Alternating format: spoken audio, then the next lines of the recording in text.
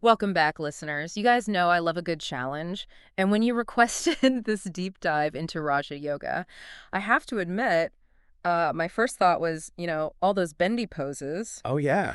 But then I started reading through all these fascinating sources that you sent over. And wow, this is about like way more than just flexibility. This Right. is about like liberation, Yeah. Yeah. full on mastery of your mind, A and D body. It is. It's a fascinating system, Raja Yoga. It really maps out a path to ultimate freedom. Hmm. But it's not about escaping reality. Right. It's about harnessing this power within you, Okay. right here, right now. So less about pretzels and more about superpowers. Yeah, I guess you could say that. I'm intrigued, but where do we even begin?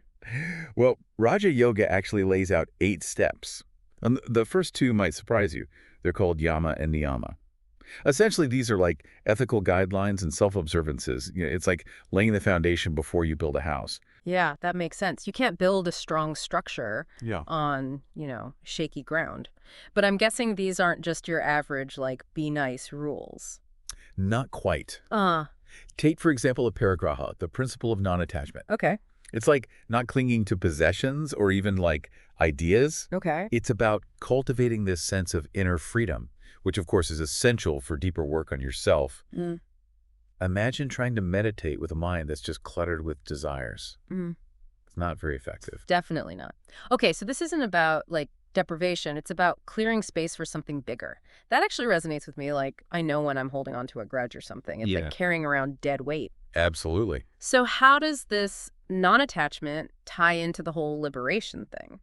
Well, think of it this way. Liberation in the context of Raja Yoga is about realizing your true nature, Okay. which is pure consciousness, Yeah. unburdened by limitations. Right.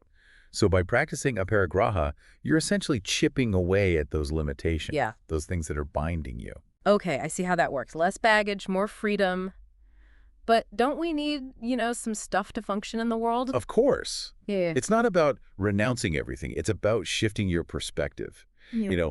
Understanding that true happiness and fulfillment come from within, Okay. not from external things. You still live in the world, but you're not defined by it. Okay, so it's more about inner freedom than outer circumstance. I like that. But what about the actual yoga part, like the poses, the stretching, all that? Well, that comes in as step 3, asana, the physical postures. Okay. But even here, the focus is different from what you might find in like a typical yoga studio. So it's not about nailing that Instagram-worthy headstand. Not quite. In Raja Yoga, asana is primarily about maintaining a steady, upright spine. Okay. And this actually facilitates the flow of energy throughout the body, which is crucial for everything that follows. Interesting. So it's less about showing off your flexibility and more about creating a strong, like, energetic foundation. Exactly. It kind of reminds me of Alexander technique, Oh, interesting. where posture is, like, seen as key to your overall well-being. And here's where it gets really fascinating. Even angels, according to some traditional texts, Angels. yeah, they need a human body to achieve true liberation. Why? Because this physical form, with its upright spine, is uniquely suited for this kind of energetic work that Raja Yoga entails. Wait, angels needing human bodies. Okay, I need more on that later. Okay, sure. But first, tell me about this energy. Is it like a literal thing flowing through us? It is. It's called prana, the vital life force. It's what animates us, what drives our thoughts, our emotions, even our actions. And the most tangible way to experience prana is through the breath. Okay, so breath isn't just about, staying alive. Right. It's Yeah. our connection to this deeper energy. Exactly. And that's where step 4 comes in. Pranayama, the practice of breath control. By mastering your breath, you can learn to control prana and ultimately gain mastery over your entire being. Whoa, that's a big leap from just breathing in and out. But I'm starting to see how everything connects. The ethical foundation, the steady posture, the energy flowing through us, and now this idea of controlling it through breath. It's all interconnected. Imagine a minister unjustly imprisoned at the top of a tower, Okay, this sounds dramatic. and his devoted wife comes to help. Okay. And he asks her to bring a few seemingly random things. A beetle, honey, a silken thread, a pack thread, stout twine, and a strong rope. She's obviously confused, but she trusts him implicitly. I'd be confused too. What's he planning? Some kind of medieval escape room? Well, he instructs his wife to attach the silken thread to the beetle, smear its horns with honey, and set it free at the bottom of the tower. The beetle, attracted by the honey, slowly crawls up the wall and eventually reaches the top. Clever. So he uses the beetle to pull up the silken thread. Where's this going? He then uses the silken thread to pull up the pack thread to pull up the twine, and finally the twine to pull up the strong rope, allowing him to escape. Wow. Talk about thinking outside the box. But how does this relate to prana and breath control? Think of the breath as that silken thread, the most tangible aspect of prana.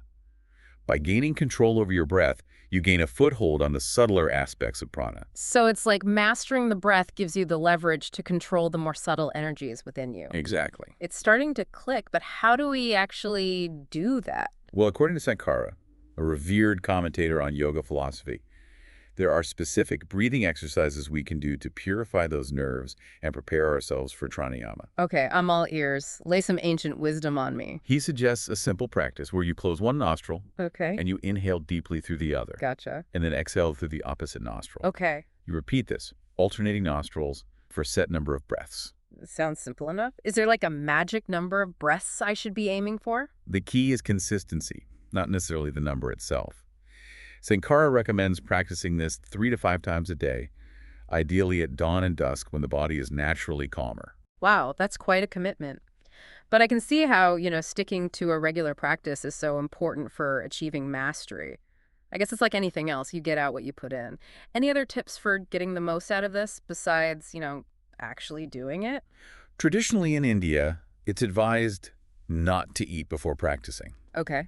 Having an empty stomach helps to calm the mind and allows for a deeper experience. That makes sense. I can imagine trying to do deep breathing exercises after a Thanksgiving feast. It wouldn't be very conducive to mental clarity Right. or anything else for that matter. Exactly. Are there any other, environmental tips for creating the right vibe for practice? Absolutely. It's ideal to have a dedicated, clean space for your practice.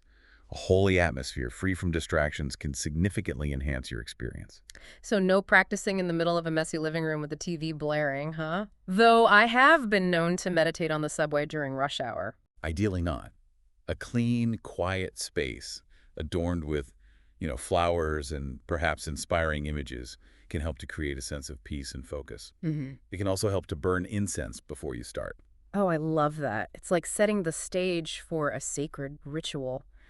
It reminds me of how much I appreciate the ambiance at my favorite yoga studio. It really does make a difference. It certainly does. And this all ties back to those initial steps of Yama and Niyama, creating a pure and disciplined environment for your practice. It's all coming together. So we've got the ethical foundation, the physical practice of asana, the breath control of pranayama, and now these breathing exercises for purifying the nerves. It sounds like we're getting pretty deep into this whole mastering your being thing. What comes next? Well, once you've gained a certain level of control over your breath and prana, you move into the subtler realms of the mind with pratyahara. Pratyahara. Sounds intense. What's that all about? Pratyahara involves withdrawing the senses from the external world. Think of it like closing the shutters on your windows to block out distractions and create a sense of inner stillness. So it's like hitting the mute button on all the external noise. I can definitely see the appeal of that in our, hyper-connected world. But how do you actually withdraw your senses? It's not like I can just, turn them off like a light switch. It's not about physically shutting down your senses, but rather training your mind to detach from the constant stream of sensory input. It's a gradual process that requires patience and practice. Okay. One technique is to simply become aware of your senses, the sights, sounds, smells around you, Uh-huh. without getting caught up in them. Just observe them as they arise and pass away. That actually sounds kind of peaceful, like taking a break from all the mental chatter. I imagine that would be incredibly helpful for achieving deeper concentration. Exactly. Pratyahara is about creating that inner space necessary for the next step, dharana, which is focused concentration. Okay, concentration. We're getting into some serious mental training now. I've always struggled with staying focused, especially with all the distractions of modern life. How does dharana help with that?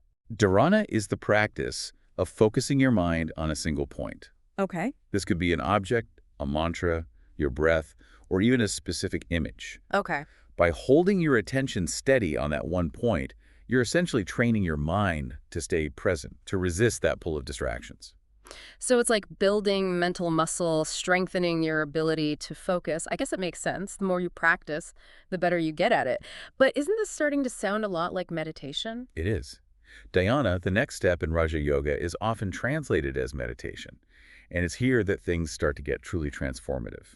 Okay, I'm ready for the transformation. What exactly does dhyana entail, and how is it different from just, sitting and thinking? Dhyana is a state of effortless absorption in the object of your concentration. It's not about forcing your mind to be quiet, but rather cultivating a state of deep mental stillness and clarity that arises naturally from sustained focus. So it's like, instead of trying to fight the mental chatter, you just observe it without getting caught up in it, like watching clouds drift by without, like, grasping at them. That's a beautiful analogy. And as you practice dhyana, you'll find that the gaps between thoughts become longer, the mind becomes quieter, and you experience a sense of peace and clarity that goes beyond anything you've ever known. Wow, that sounds incredible. But it also sounds like it takes a lot of practice and dedication to get there. It makes me wonder about those angels again, if they need a human body to achieve this kind of liberation. It must be pretty powerful stuff. It is. And the journey of Raja Yoga culminates in samadhi, the eighth and final step. Samadhi, the ultimate goal. I'm sensing this is where things get really mind-blowing. What exactly happens in samadhi? Samadhi is a state of pure consciousness where that distinction between the observer and the observed dissolves. Okay. It's a state of complete unity, of merging with the infinite. Okay. I think I need a moment to process that. Merging with the infinite, that sounds, well, kind of terrifying, to be honest, like losing myself completely. It's not about losing yourself, but rather realizing your true nature. You see, in samadhi, you transcend the limitations of the ego, the small self that we identify with in our everyday lives. But that doesn't mean you cease to exist. Right. It's more like expanding your consciousness to encompass a much larger reality. So it's like zooming out to see the whole picture. Yes. Instead of just focusing on one tiny piece. Exactly. And from that expanded perspective, you experience this profound sense of peace, joy, and interconnectedness that's beyond words. Wow, that's a lot to take in. But I'm starting to see how all these steps build upon each other, leading to this ultimate state of samadhi. It's like we start with the ethical foundation, then we refine the body and breath, and finally, through concentration and meditation, we transcend the limitations of the mind and merge with something much larger than ourselves. It's a profound journey, and it's available to everyone. Remember we said earlier about angels needing human bodies for liberation? That's because this human form, with all its challenges and complexities, is actually the perfect vehicle for this kind of spiritual evolution. It's like we've been given this incredible gift, this opportunity to experience the full spectrum of human existence and, through that experience to awaken to our true nature. Exactly. And Raja Yoga provides a roadmap for that journey, a set of practices and principles that guide us towards that ultimate realization. This has been an absolutely mind-blowing deep dive. I feel like I've gained a whole new understanding of Raja Yoga and of myself, really. But I have to admit, I still have so many questions. And that's the beauty of it. The more you explore, the more you realize there is to discover. I guess that's what keeps us going, that sense of curiosity and wonder.